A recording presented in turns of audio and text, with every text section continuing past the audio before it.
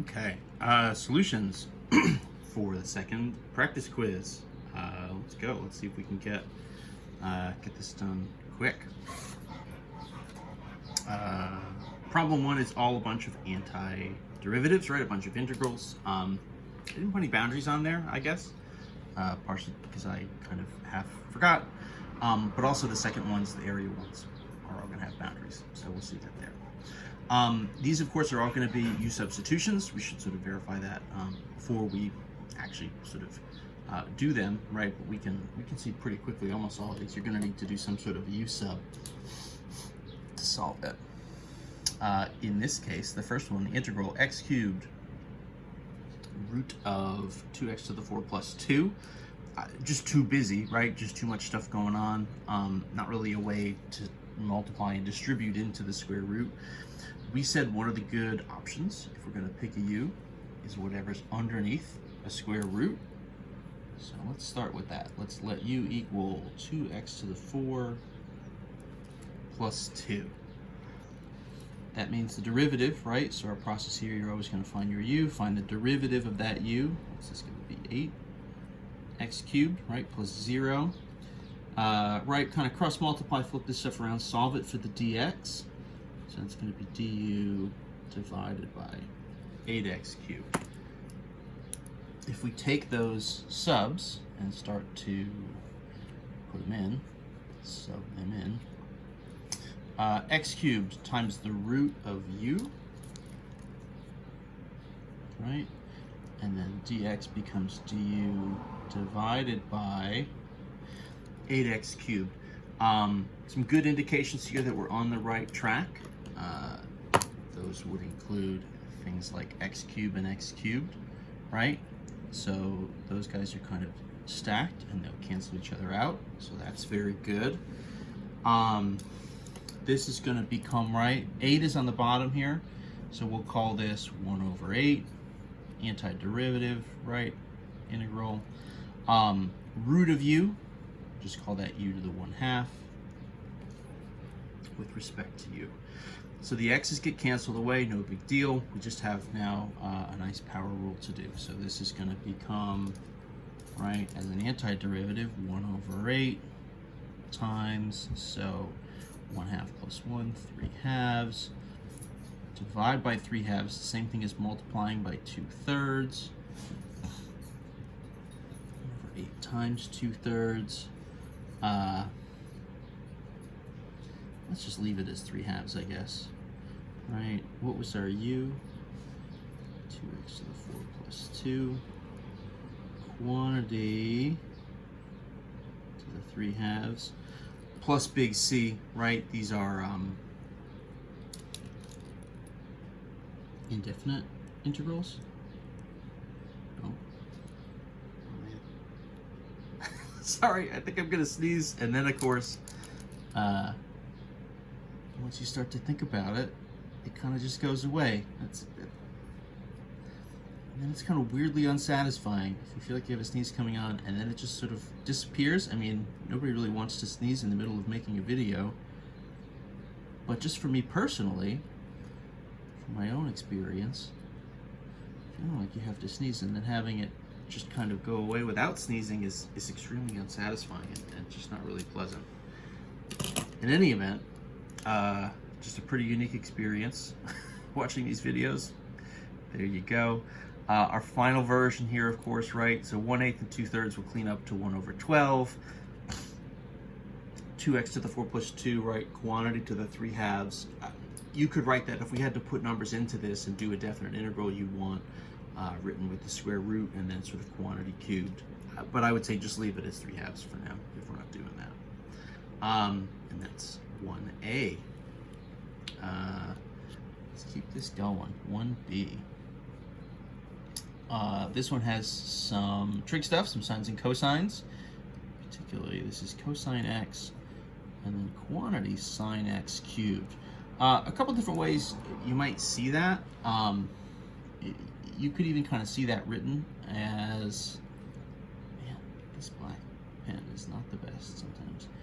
Cosine x. A lot of times we don't see the trig functions with exponents written in that way, we might see it sort of written like this: cosine x times, right, sine cubed of x. They mean the same thing, so just keep in mind those sort of two forms mean the same thing. This is an interesting question, right, because sine and cosine, they both, right, in some sense have a case to be a u, right? The derivative of cosine is negative sine, right, but would be a version of sine. The derivative of sine is cosine. So in theory, they would kind of cancel each other out. So how am I supposed to know which one to pick? And the answer is, right, and I think that's part of why I had this written this way originally, is we would say whatever's in your parentheses, right, whatever has a power on it. So sine of x cubed, right, clearly that's more of an inner function than just the single cosine of x that's out here without any powers on it. So let's try that. Let's let u equal sine of x, right? And my derivative du dx is positive cosine x, and so that means my dx would look like du divided by the sine of x, right? So if I start to sub this stuff in, so cosine x is there. This is going to be u cubed, right? My u value is sine du over, whoops, oh, I miswrote it. I flipped cosine to sine here for no reason, right? This should, of course, should still be cosine x. I'm just rearranging what's here. And this cleans up extremely nice. This is about as nice of a simplification as we're going to get, because cosine and cosine cancel each other exactly, right? So this is really just the antiderivative of u cubed. I don't even have any sort of extra constants hanging out. So the anti, of course, 1/4 u to the 4 plus big C, right? Adding and then dividing. So 1/4 times the quantity. What was our inner function? Sine of x. Raised to the 4 plus C, or in, you know, maybe the more typical notation, right? Sine to the 4 of x plus big C.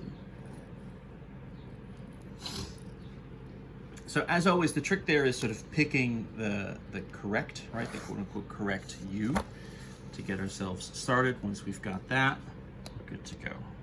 Oh, this is drooping a little bit. Let's just raise this up.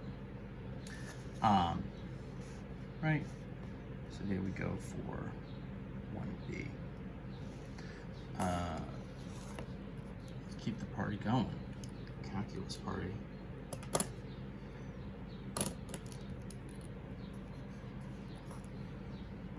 You guys probably think I'm the kind of guy that would have had a calculus party or something when I was younger.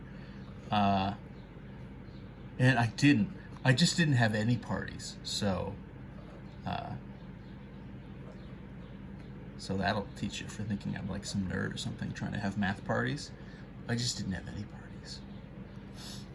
The integral of 9 times e to the 6x minus 2 dx. Did I change anything up here? Oh, there's one of them that's a t. One d is dt. But for the most part, we're just doing x's. The variables, of course, again, are kind of arbitrary here. What are our options? Well, I can't just do e to the x because it's 6x minus 2, right? There's more stuff up here in the power. And what we've said sort of generically is a good option for your u is let u equal whatever is in the exponent on an e. So let's let u equal this 6x minus 2.